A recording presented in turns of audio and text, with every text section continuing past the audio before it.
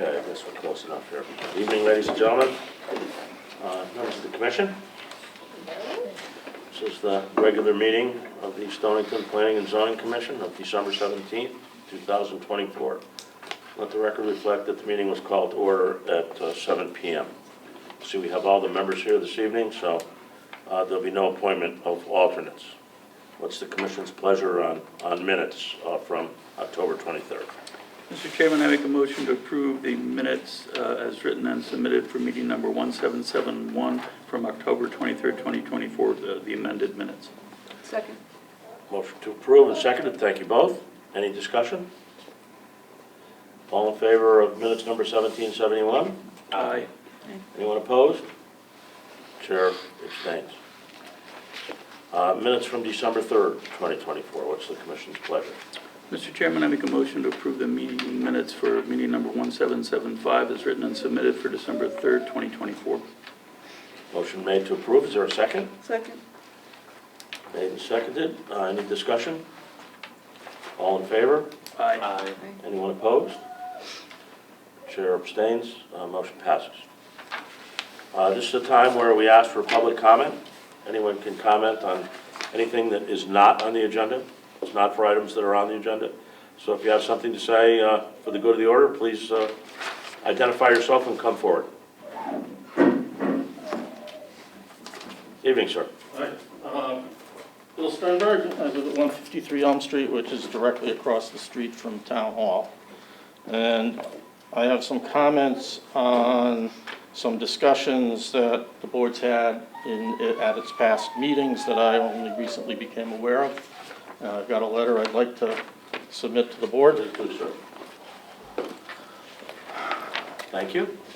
And I think I've got enough copies here for everyone if somebody wants to hand them around. Okay. Okay, so the first thing I've got to do is I've got to state that I am here in my capacity as a private citizen and not as a member of the town's Board of Finance. And I'm just going to, if you'll indulge me, I'd just like to read through this letter just to get it into the record. So, to the Commission, it has come to my attention that during the Planning and Zoning Commission's virtual meeting on Wednesday, 11 December 2024, Commission members discussed the idea of rezoning the Stonington Community Center's property at 28 Cutler Street from residential to commercial. The Commission has also apparently had a similar discussion regarding the town's property at 152 Elm Street, that's Town Hall.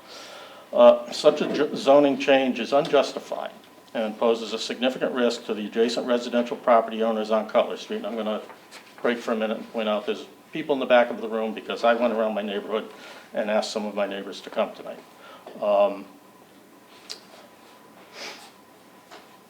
Rezoning the town and Como properties to commercial would allow commercial development on those two sites if the town or the Como were to relocate. In the case of the town, while nothing is imminent, Town Hall has had a long-standing space problem going back 30 plus years. So it is conceivable that at some time in the future, the town may find it expedient and cost-effective to move somewhere else. There's no question that Stonington's zoning regulations are somewhat clunky and that our zoning map is complex. And I understand the impulse to clean it all up, but I think that impulse is misguided, at least in the case of the Como and Town Hall properties. The complexity of our zoning map, with its many nonconformities, is the natural result of applying mid-20th century ideas about managing development to a town that evolved organically over a period of 300 years. Your predecessors, who drew our original zoning map in 1961, were confronted with this problem. And the fact is they did a pretty good job. What they set in motion has evolved a bit over the years, but development has been managed in a way that has preserved Stonington's character. And the evidence of this can be seen by simply driving from Mystic to Westerly along Route 1. I've actually driven Route 1 from the New York border to the Rhode Island border. Our stretch of this old road is unique in the state. Where most of Route 1 in Connecticut is heavily developed with strip malls and incessant traffic, our Route 1, once you clear the tourist traffic in Mystic, is clear sailing along open road with views of Fisher's Island Sound for much of the way. We have many other unique features in our town. 3 main villages, rural areas, old mills, and a variety of residential neighborhoods, some old and some modern. Any changes you make need to protect what we have. The Town Hall neighborhood is one of our more unique spots, and to understand why the Como and town properties were zoned residential to begin with, and why they need to remain residential, one needs to understand their history. In 1960, the Como was in buildings located where the tennis courts are now. The site of the current building was marshland abutting backyards of houses on Cutler and Elm Streets. It made sense to zone that land as residential. And by the way, you couldn't build there now anyway, because it was all filled in marsh. This did not prevent construction of the current building in the mid-60s because our regulations permit community centers in residential zones. Town Hall's history goes back a bit further. In the early 1900s, there was an ongoing debate about the need to move the town's records out of several old buildings down in the borough and the need for public offices and meeting space. The result was the current town hall, which opened in 1927. The Christian Hill site, that's the old name for the top of the hill, was chosen because it was high ground just on the edge of Stonington Village. And if one envisions Stonington as one half of a wheel, it is the effective center of the rest of the town. Additionally, Elm Street was Route 1, and the trolley ran past the front door. It was undoubtedly helpful, or the town's decision to build there was also helped by Mr. Atwood of the Atwood Machine Company, who built the big house just north of Town Hall. He gave the town the land to build on. So, and then in 1940, the viaduct and Alpha Avenue opened up. And then there was residential development along that road. By 1960, Town Hall and the town garage were surrounded by private residents, with one exception, a gas station at the base of the viaduct. The only other commercial entities in the area were several car dealerships on the south side of Cutler Street. The Como's thrift shop was a Ford dealership, and the harpsichord factory was a Packard dealership. Confronted with this, your predecessors zoned everything north of Cutler, except for the gas station, as residential. This zoning has worked fine ever since. The Como has been able to evolve as the public it serves has evolved, and town government has been able to perform its necessary government functions, including its industrial operations at the Public Works Garage. There's nothing the town can't do that's official government business on that site. It's not a commercial operation, it's a government operation. And you wouldn't rezone West Vine Street to commercial just because it's a government building or a school building. In any event, the last thing I want to point out to you, because I don't think you would be aware of this, so I suspect that the commissioners are unaware that Town Hall's residential zoning came to the surface in response to last year's budget request to fund public, i.e. commercial electric vehicle charging stations to be installed at Town Hall. Now, there was a previous proposal where the electricity would be free. In any event, that would be a commercial activity, and it's not permitted in a residential zone, and it shouldn't be. So the people pushing for the charging station seemed surprised when they learned that Town Hall is in a residential zone. They also didn't seem to understand that we shouldn't be in that business. In any event, changing Town Hall zoning to allow a currently unallowed use would be improper. The Commission needs to avoid even the appearance of an impropriety in this regard. So the best way to do that is to leave the zoning the way it is. And that's what is best for the neighborhood. So it's a residential neighborhood. It needs to remain residential. And the Commission needs to respect the residents' opinion on this. Thank you. Thank you, sir. Certainly take this under advisement. Anyone else wish to speak this evening? Carleen?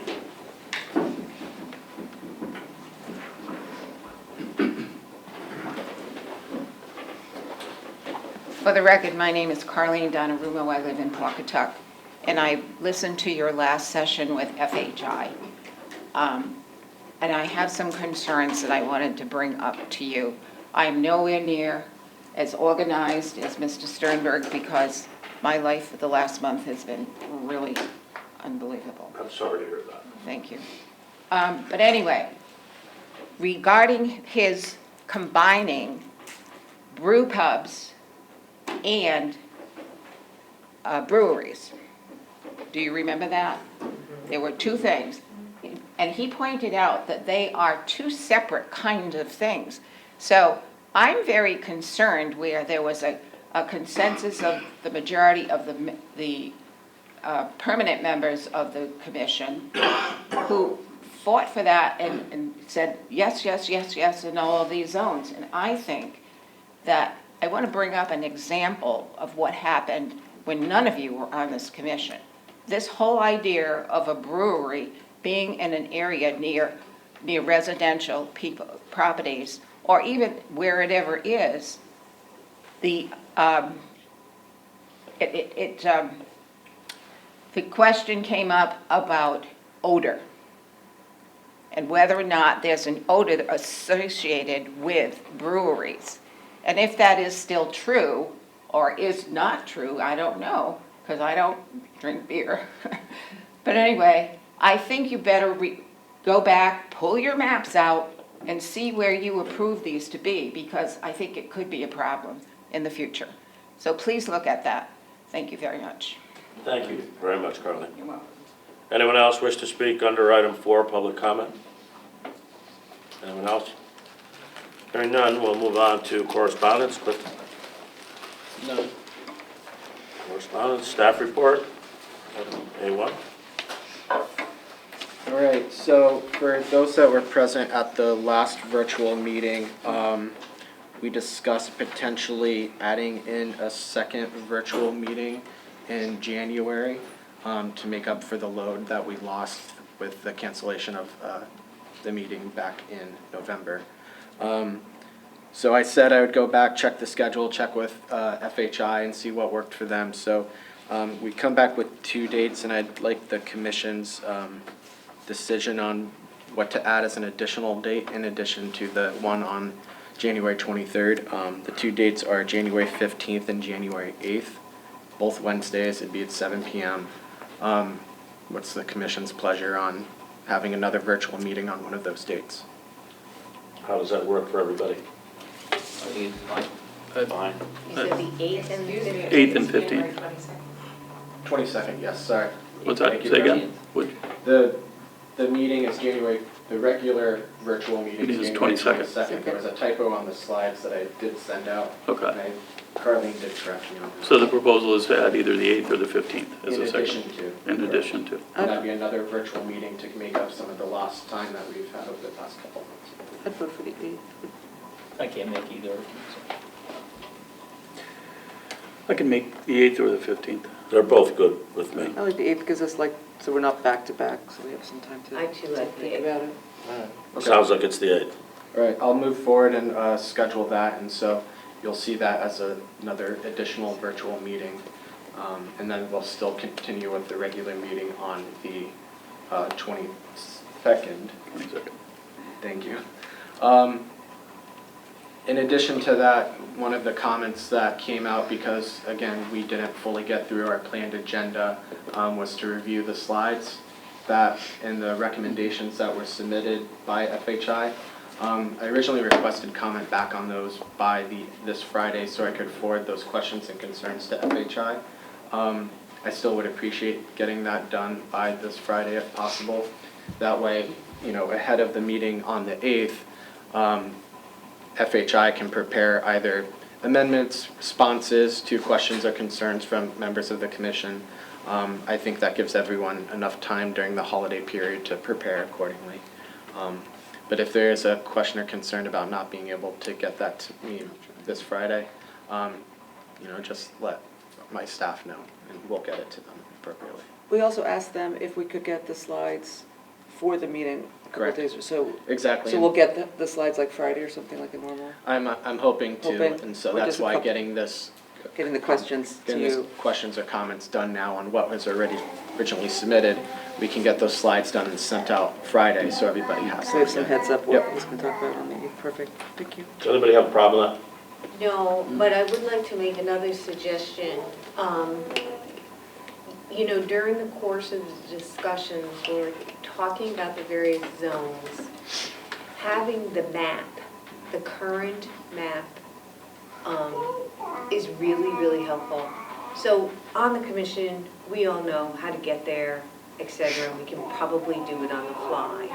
But sometimes I think when people are listening in, you know, it'd be nice to either have it in the packet beforehand or, I As just part of think the they slide. need the visual. As part of the slide, Yeah, where I'd they're probably talking do about the that. zones. Yeah, Okay. okay. That's a good suggestion. Thank you. In addition to this, I'll relay that to FHI. Any other comments? Okay, moving on. Anyone from the commission have a comment under good of the order? Moving on to zoning enforcement and violations, I believe we have a copy of the report in here, more for information and discussion. Administrative review, item 1. Application number PZ2404 SUP plus CAM. Courier Group LLC, care of Robert Courier, represented by Sharenzi and Associates. So we have Mr. Sharenzi here this evening. Evening, sir. Let's set up just a couple of maps here. Need any help? This is already No, here, stop. I'm gonna use this one. That's okay. These yours, thank you, appreciate it. It's a very stealthy easel you have there.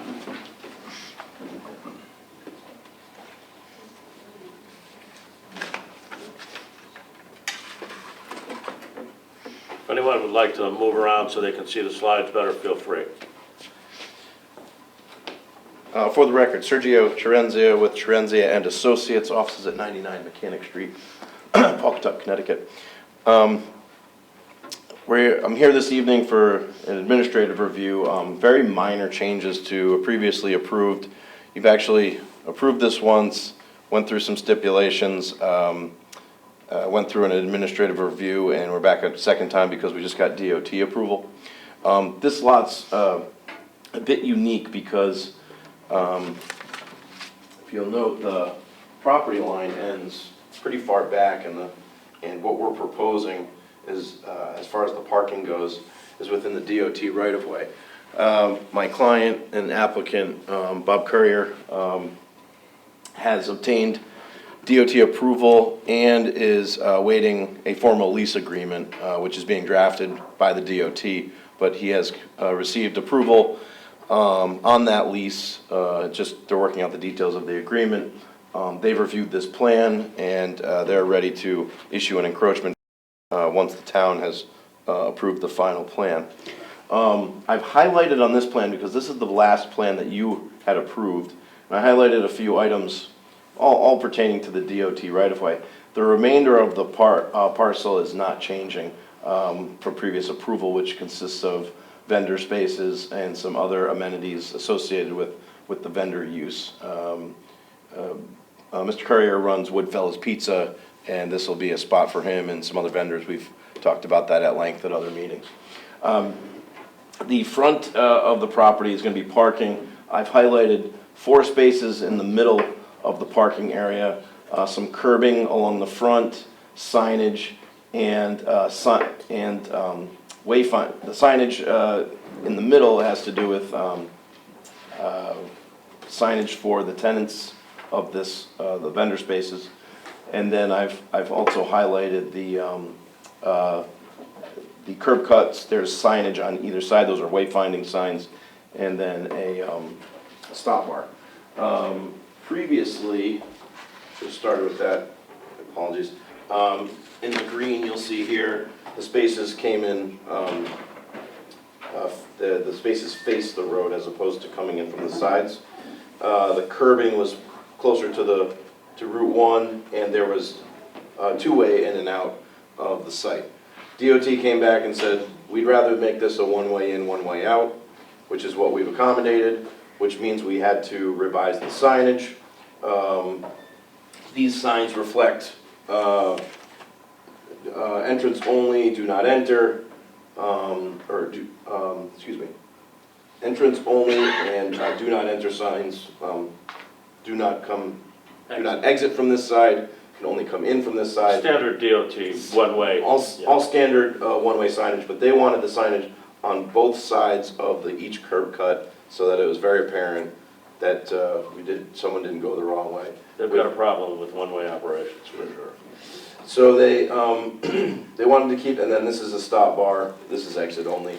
It just worked out better that these spaces coming from the side, keeping this open, this flow here, this one-way flow in and out open, but also keeping the access, which I believe the fire marshal and the fire department wanted, to the back, just in case if there's any emergencies. We had to push the signage back because the state wanted us to observe a certain distance from the traveled right-of-way. Side distance.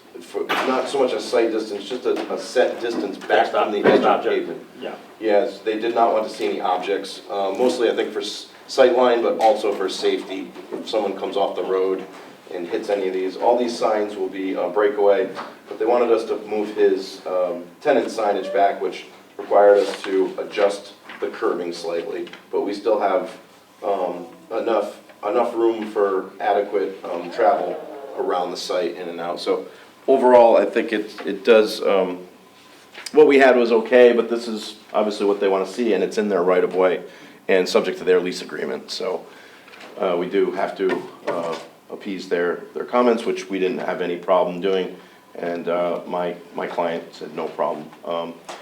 So generally, those are the changes. It's just basically to appease DOT.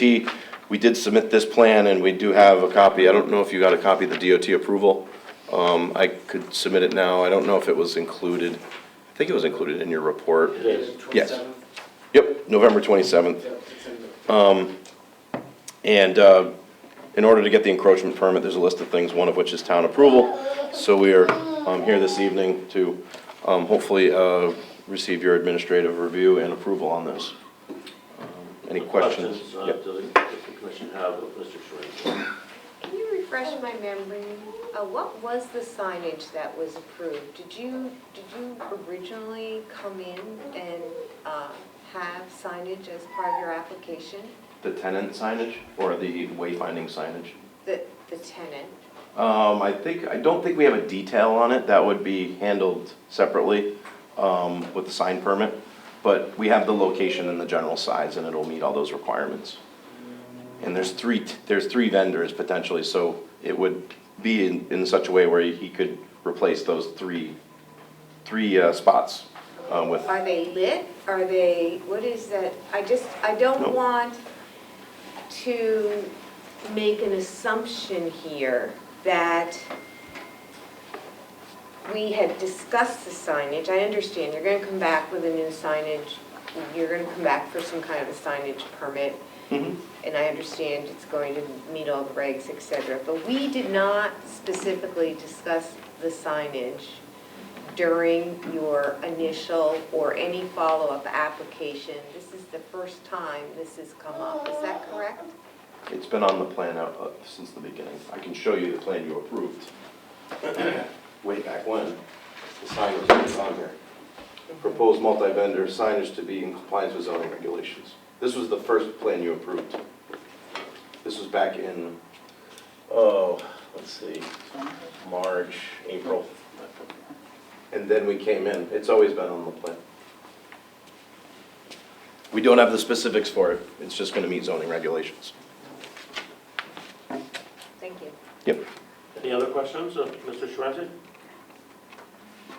Hearing none, what's the commission's pleasure on this administrative review item? Mr. Chairman, I make a motion to approve this administrative review item for PZ 2404 SUP and Cam Courier Group LLC, care of Robert Courier, Terenzi and Associates Limited. Motion to approve by Ryan. Thank you, Ryan. Is there a second? Second the motion. Seconded by Gary. Thank you, Gary. Any discussion? Hearing none, all in favor of this administrative review item? Aye. Anyone opposed? Matter passes. Thank you, sir. Thank you. Chair for your abstains. indulgence this evening. Appreciate it. Hopefully he'll be up and moving by spring. Okay, next item is item 7, old business. First item under old business is application of Willis L. Harrington III and John Marine, LLS, is representing him. Evening, sir. Good evening, Mr. Chairman, Commission members and staff. Mayor? Absolutely. Thank you. Very stealthy easel there, I'm impressed. Must be a structural engineer.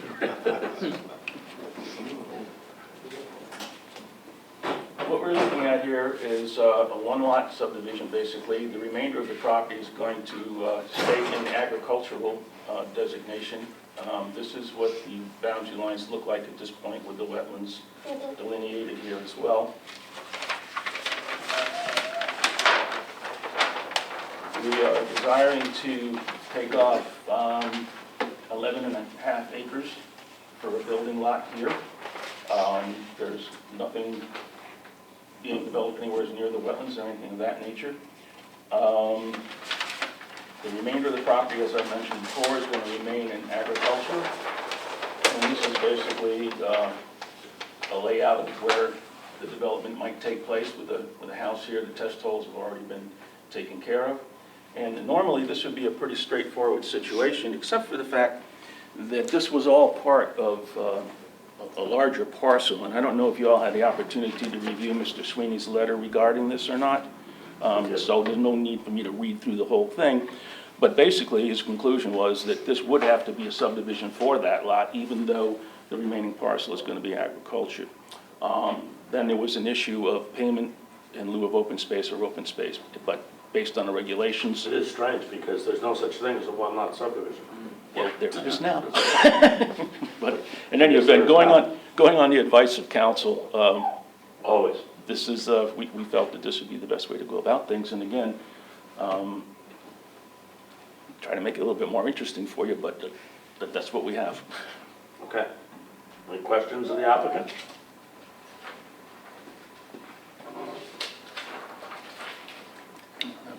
No questions? I have no questions. Clifton, any input on this? No, I did a fun little write-up on the statutory requirements for That was helpful. subdivisions as it relates to Yeah. agricultural uses and then the conversion. All of It's it. always been a confusing area of the statute, and I can tell you, I've seen it misapplied. I don't think it was in this case, but. Yeah, I'll say I'd say Connecticut it's subdivision law is exceedingly complex, more so than it needs to be. Right. But in this case, everything pans out. I concur with Mr. Sweeney's letter. The only thing I would note is that in past review of subdivision applications that have gone before the commission, the payment in fee in lieu of has been a stipulation if the property is sold in the future. Statutorily, you're not allowed to do that. So I just put that in as a highlight in case that came up as a discussion point. The second part is that since the site and the adjacent properties were part of an original agricultural subdivision, every time one of those lots moves from agriculture to a building use, we got to do this exact same process for each one. So it can't consider it in totality unless it happens once, or unless it happens in totality. So each individual time henceforth, you have to come back with the exact same kind of application. So I have no Any questions, questions or Clifton? concerns. What's the commission's pleasure on the application of Willis L. Harrington III? Mr. Chairman, I make a motion to approve the subdivision application for PZ 2434 SD Willis L. Harrington III with the following two stipulations. One, final plan shall be reviewed to the satisfaction of the town planner and zoning enforcement officer. And two, prior to the issuance of the zoning permit, the final plan shall be signed by the commission and recorded in the town's land evidence records. Motion by Ryan with conditions. Is there a second? Thank you, Ryan. I second the motion. Seconded by Gary. Thank you, Gary. Any discussion on the motion? Hearing none, all in favor of the motion to approve? Aye. Aye. Anyone opposed? Motion passes. Thank you, sir. Mr. Chairman, commission members and staff, I want to thank you very much for your time this evening. Thank you, sir. Thank you. Moving on to item B, application number PZ 2437. SPA, General Dynamics Electric Boat, represented by Lorero Engineering. Evening, gentlemen. Good evening.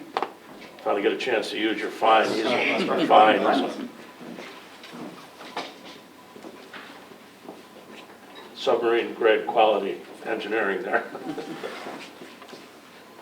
Go aluminum. Can everybody see that?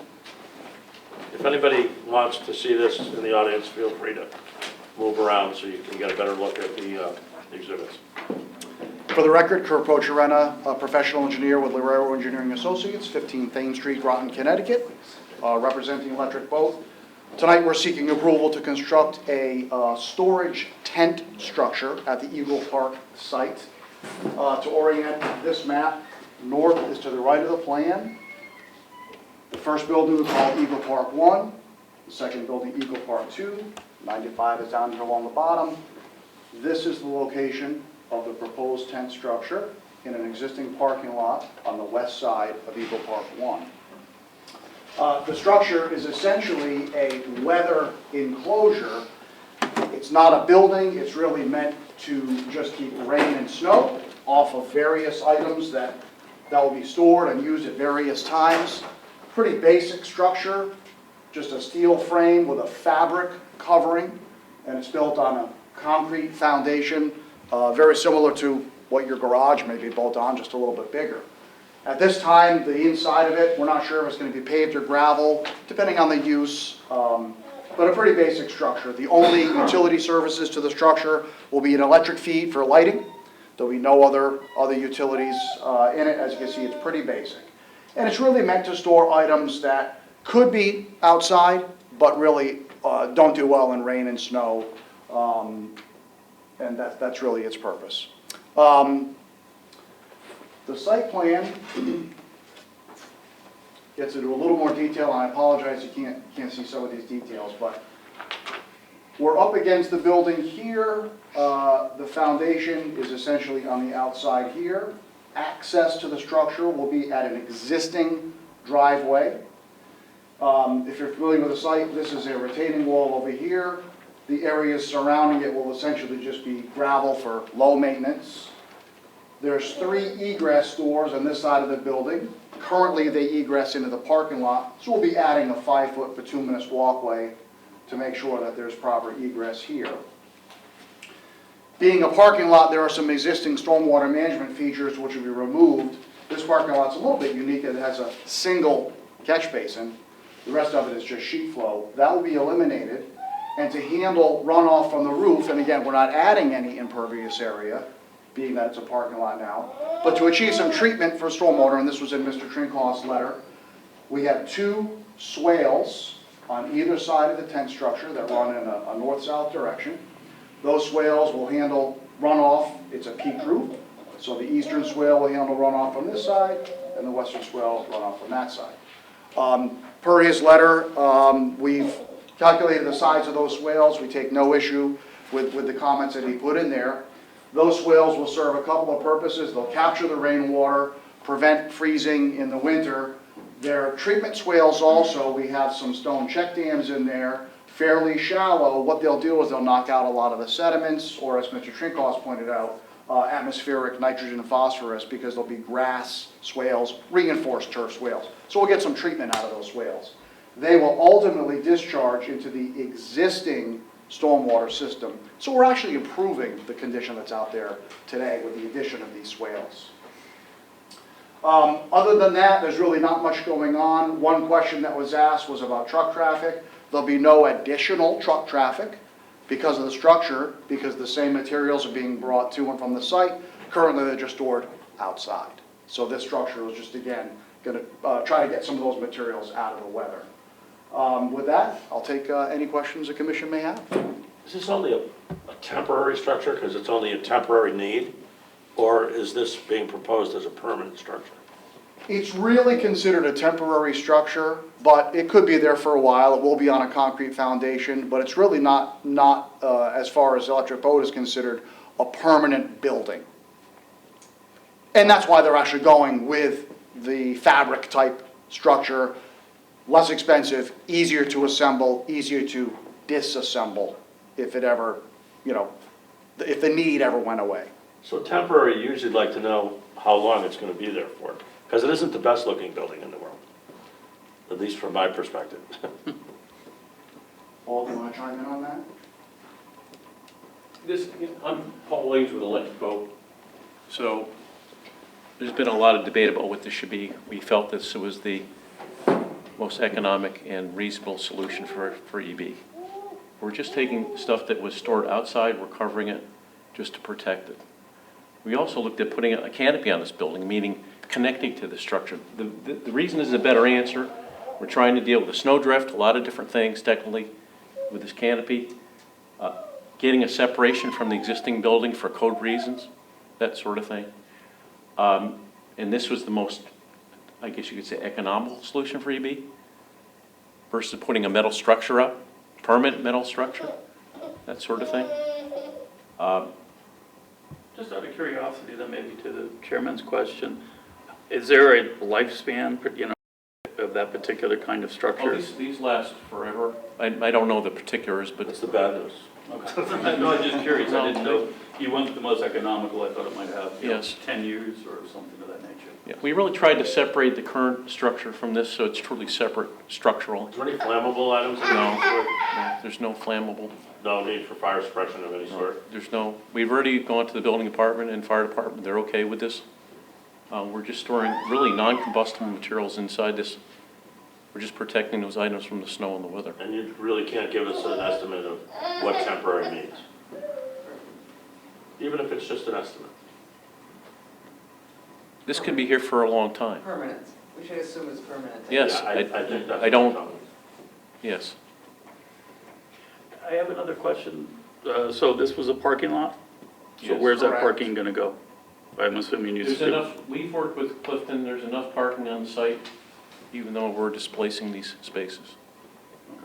Has that been That's what calculated, that's shown what on the the, plan? yes, that's It what has, the table yeah. is. And again, I apologize, it's in your packet, but we have a parking calculation. Okay, great. Based on the need and what's remaining, we have 47 surplus spaces on the site. And we don't use this parking today, it's not being used to park cars at all. Okay.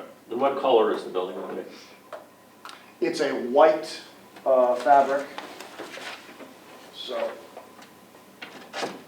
it'll look something like this. That looks great. Yeah. This, I would just, this is an example. Okay. Yeah, How tall is the building? 33 feet high. So we do comply with. I have no further questions. Anyone else have any questions of the applicant? Thank you, sir.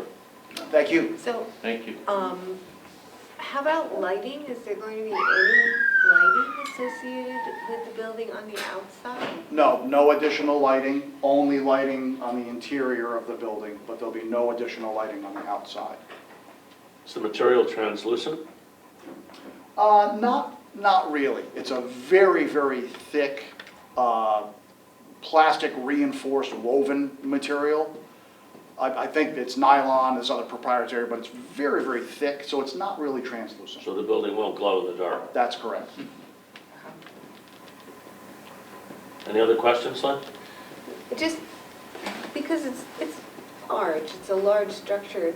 And I understand you're looking at cost-effective way to store the material. There's no landscaping, there's nothing. It's just basically a tent in the middle of a parking lot. That's what you're, well, not in the middle, but in the parking lot. Yeah, I mean, it'll almost look like an addition to the building. But yeah, this building is pretty high. I can't remember off the top of my head how high this building is, This, but you will not see this structure. Screen from the street. it's absolutely blocked. You will not, this at all. no, you won't. Right. It's I really just far wanna- back. I'm just trying to wrap my The head existing around it. warehouse Yep. prevents you from seeing this. Yeah. And remember, this elevation It's higher. Yes. is much higher because it's a large retaining wall, so this is kind of tucked down, Underneath, down yeah. below. Yeah. And if you were to make it a permanent structure later on down the line for some reason, you understand you'd have to come back. But I would argue that it is a permanent structure. Do you And the mean only reason- so- building? A building, Yeah, a building sure, other than sure. a tent. And then there Because would you're be- asking Oh, for yes. a tent. That's Yep. correct. And then there would be many, many other Understood. code requirements and those kinds of Okay. things from a structural standpoint, and, Okay. yeah, absolutely. Yep, I just wanted, I think the word tent is very, very specific, and I just Yeah, wanted I to think be the sure you commission has to understood. understand, Electric leases this property. I don't know if everybody knew that. We are putting this up. Could we potentially reuse this elsewhere? Yes, someday. This could be taken apart and relocated somewhere else if necessary.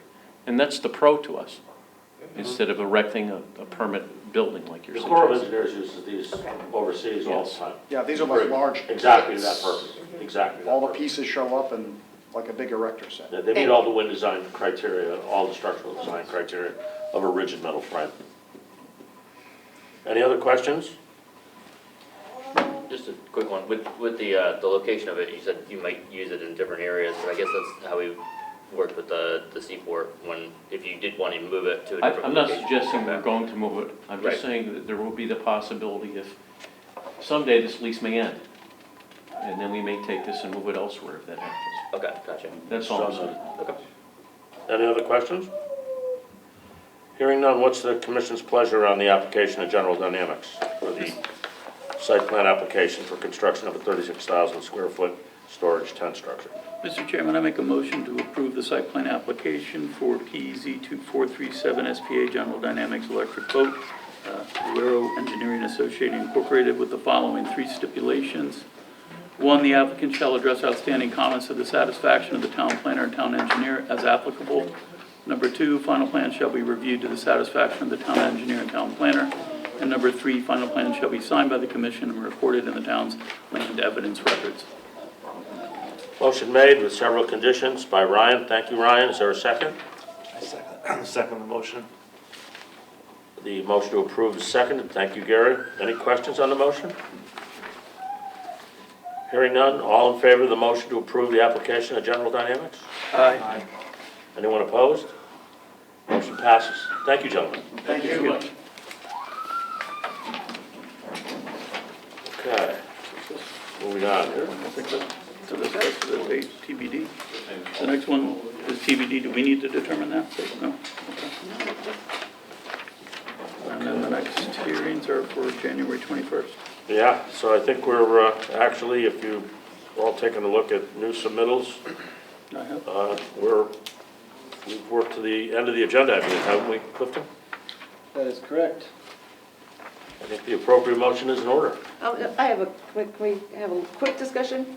We've been having a couple of really fast meetings lately, and it seems like we're all planning on being here till 9, and this might be, not tonight, but in the future, if we can predict we're gonna have a short meeting, maybe we could have some of those discussions about the zoning rewrite that we don't necessarily need Francisco there for, if we have things we wanna talk about, you know, if we had the slide deck from before, we could discuss some things to get it out. Yeah, I don't with object to all that of at us. all. It's a good idea. I mean, because, I was planning on, if we know we have a short meeting, and I think a lot of times we can predict.